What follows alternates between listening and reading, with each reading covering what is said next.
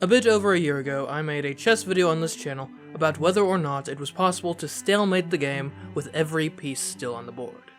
If that intrigues you, there should be a card for you to check it out right now. Anyway, in recent weeks I've been somewhat following the candidates tournament, which gave me the itch to try making a chess video again. Today we'll be delving into a very simple question. How many queens can legally exist on one chessboard?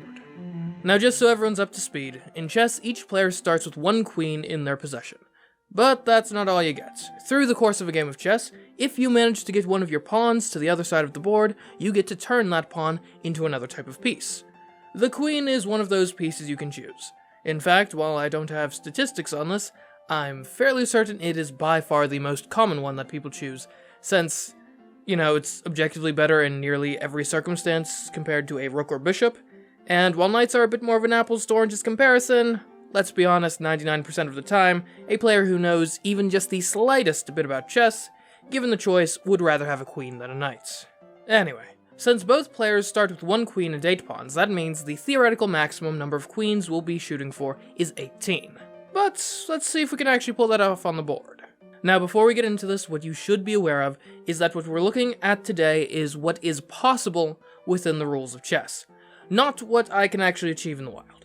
As such, this will be a game against myself, and in all likelihood a very, very stupid one at that. But regardless, we're all just having fun here, so let's get into this. The first thing we need to do is get our pawns in a row. Otherwise, if we can't start doubling these pawns, they'll just end up getting stuck on each other.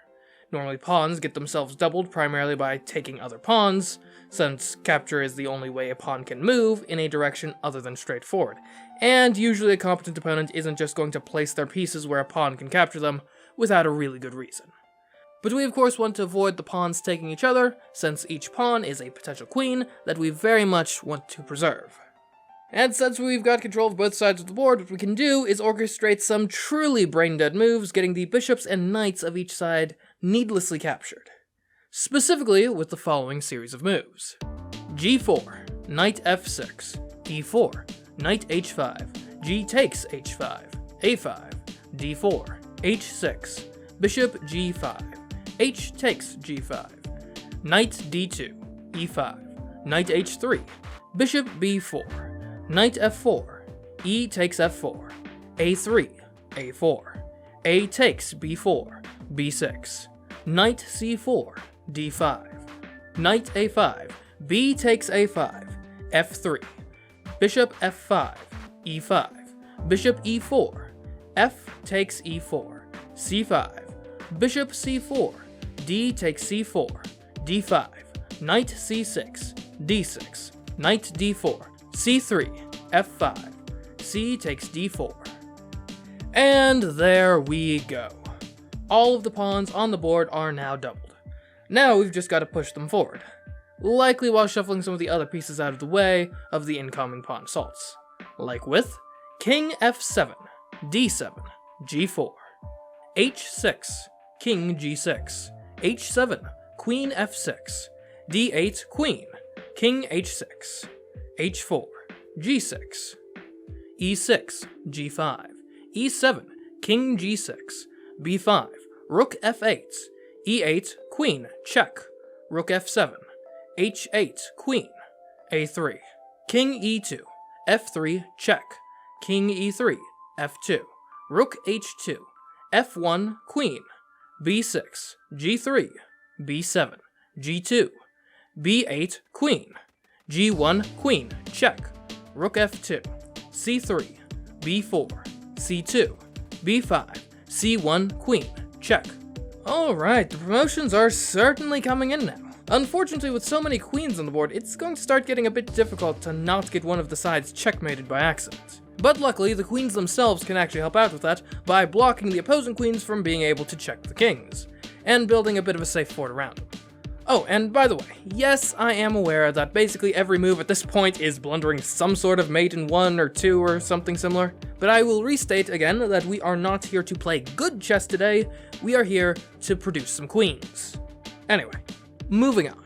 Queen D2, C4, B6, C3, D5, C2, E5, A2, King D4, Queen H2, b7, rook a6, queen b, c7, a4, b8, queen, g4, queen d3, queen c, g5, rook e1, c1, queen, rook f4, queen c, c2, king e3, a1, queen, d6, queen g7, d7, rook f6, queen d, e7, a3, d8, queen, a2, rook e2, queen a, b1, e6, a1, queen, queen e, a3, g3, e7, g2, queen e, b5, g1, queen, check, rook f2, queen a, a2, king d4, queen f, g2, rook e4,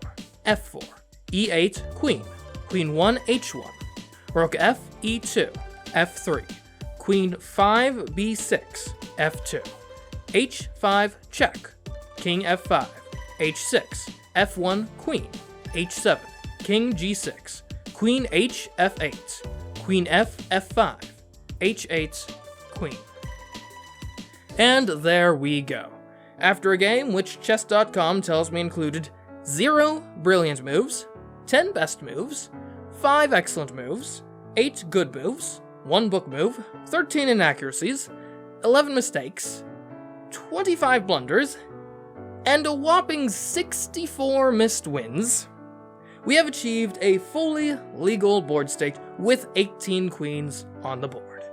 And once you include the rooks, it's a board state with 182 points of material on it. So, do I recommend trying to get to the 18 queen board state? No. But isn't it nice knowing that it can technically happen? If you enjoyed this video, please do check out what else I have on the channel. It's mostly video game related, but it's all unified by my distinct commentary and presentation, so who knows, you may just find you like it. But anyways guys, until next time, I have been CMeeCraft, and I will catch you in the next video. Goodbye.